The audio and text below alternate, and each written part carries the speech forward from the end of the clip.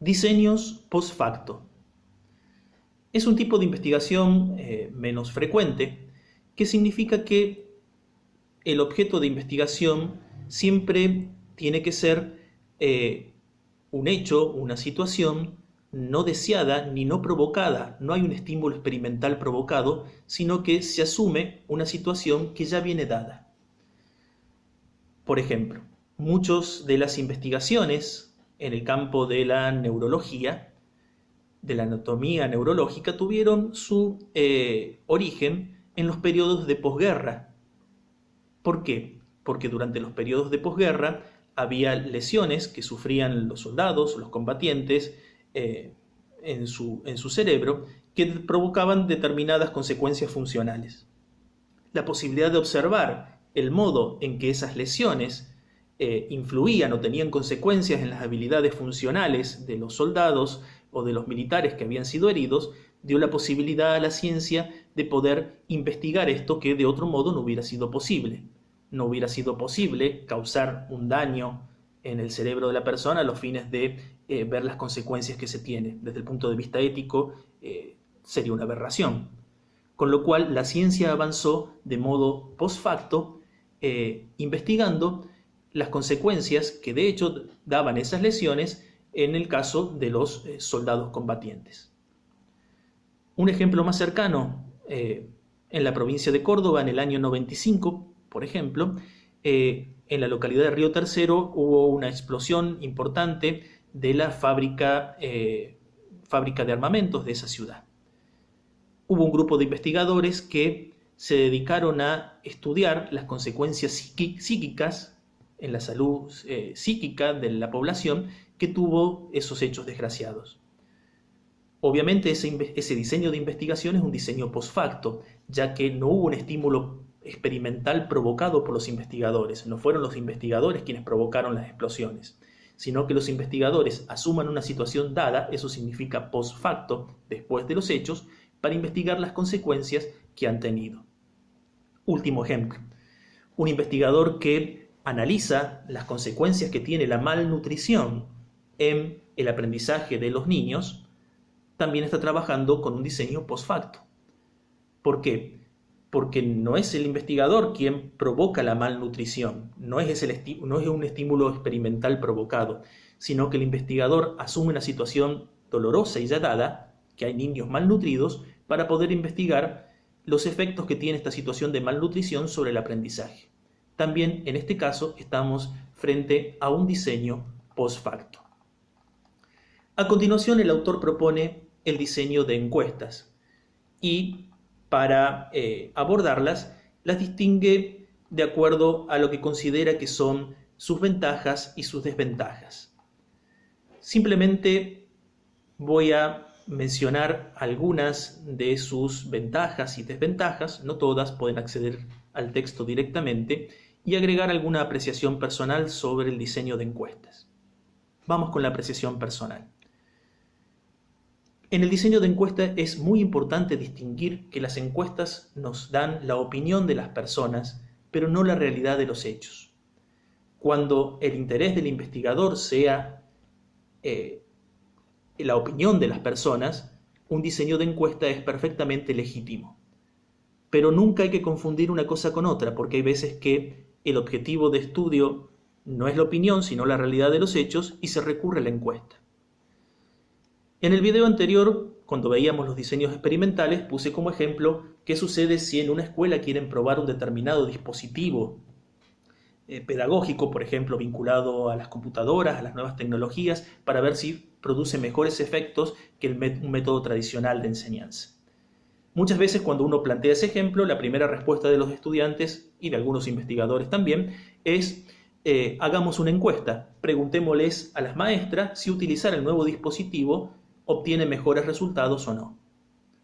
No es una estrategia válida, no es un diseño válido. ¿Por qué?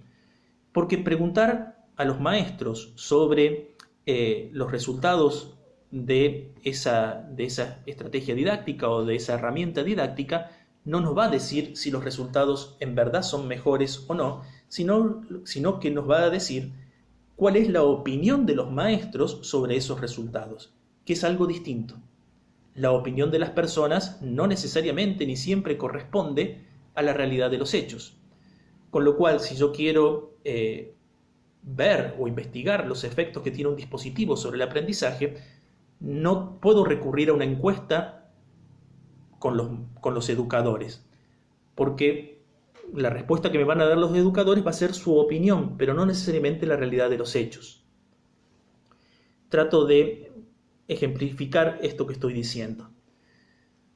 Uno puede diseñar una encuesta donde le pregunte a los profesores y maestros si llevan adelante la educación sexual en las escuelas.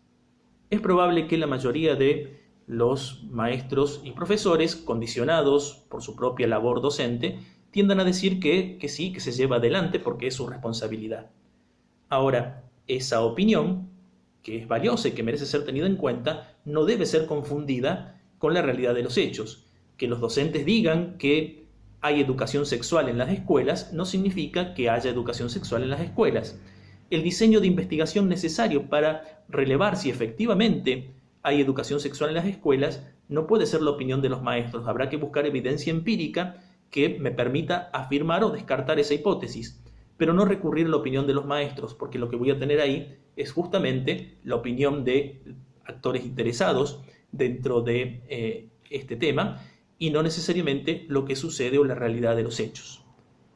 Con lo cual, primera impresión personal, nunca confundir para qué sirve una encuesta. La encuesta sirve cuando uno trata de relevar, porque su objeto de estudio es la opinión de las personas, pero no para determinar la realidad de los hechos. Para determinar la realidad de los hechos será necesario recurrir a otro tipo de diseño. Dentro de las ventajas y desventajas, recupero solo algunas. Efectivamente, la encuesta es una herramienta relativamente económica en relación a otros diseños de investigación. Es más, existen diseños de investigación que recurren a encuestas automatizadas que se hacen a través de computadoras o dispositivos digitales de cualquier tipo. Entonces, son relativamente económicas. Desventaja, nos muestran una foto de la realidad, pero no nos muestran la evolución de esa realidad. Cuando uno diseña y lleva adelante una encuesta, va a tener la opinión de las personas en un determinado momento. ¿El día de hoy se mantiene esa opinión? No lo sé. Nos da una fotografía de un momento. Hay otros diseños de investigación que permiten de mejor modo ver la evolución de la opinión de las personas. Nos referiremos a ellos más adelante.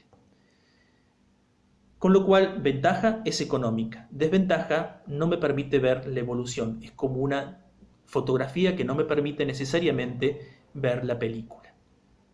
Ventaja. Me permite generalizar con cierta facilidad. Existen procedimientos de muestreo que a mí me permiten inferir cuál es la realidad de la población en estudio en base a una muestra más pequeña. Las posibilidades de generalización son mayores. Desventaja. Cuando uno toma una encuesta, el modo de aproximarnos nunca va a permitir la interacción de un modo más profundo con el encuestado. El número de encuestas necesarias va a hacer que la interacción sea sumamente limitada, con lo cual no voy a poder profundizar en los motivos, en las percepciones, en los sentidos que tengan las respuestas que den los encuestados.